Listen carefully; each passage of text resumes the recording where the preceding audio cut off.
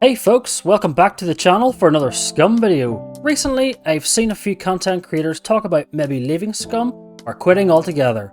A lot of games have their pros and cons, they can't all be perfect. Anyway, I personally still enjoy the game immensely and wanted to make a short video highlighting some of the new interesting things that have been recently introduced in case you didn't already know. As always folks, thanks for watching, stay safe and take care. So, if you haven't played Scum this year, then here are a few interesting things you may not already know. Modular building and vehicles are now the new norm. The possibility for extravagant builds and crazy base designs is now the new, and vehicles have also been given the same treatment. We also seen the introduction of farming, hunting and cooking. You can now grow your own crops, cook your own food. Also, the new hunting mechanic makes hunting for food even more skill-based and enjoyable. But be warned, hunting, like in real life, isn't as easy as you think it is. Dial locks and BCU locks have become the new meta when it comes to lockpicking.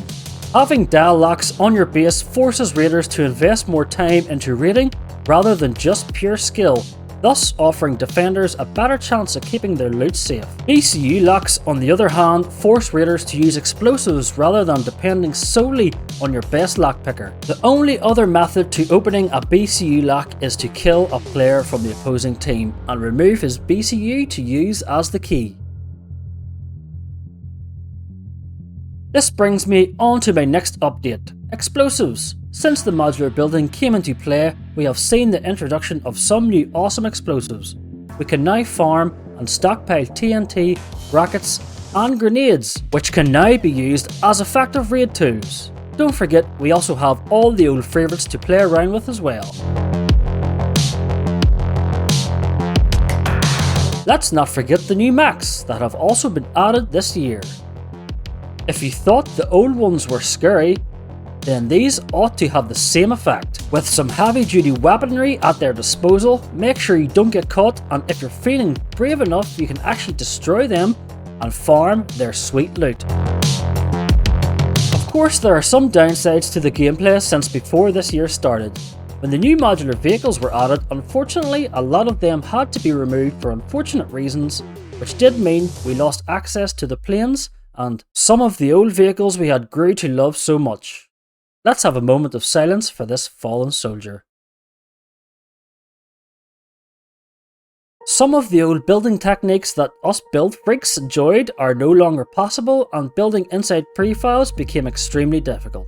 Apart from that, I have enjoyed my Scum experience so far this year, and I for one really look forward to watching how the game progresses into 1.0. There are heaps of other additions that have also been added, and I didn't want this video to go on for too long, but here is a quick few just to catch you up with the current vibe. Batteries now have different functionality and are more realistic. Up to this point, batteries were containers that you used to charge the devices.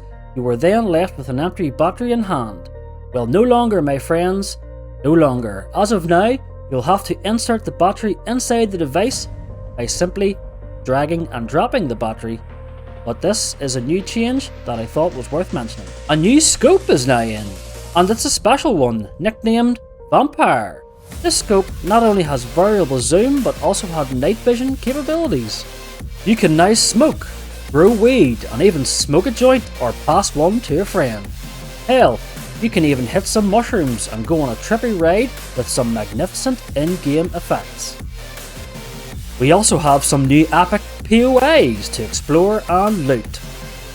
And one more little update, the next time you find yourself cold or out in the snow with insufficient gear and you build yourself a cozy little fire to keep warm, just be careful not to get too close, as you wouldn't want to catch fire suddenly.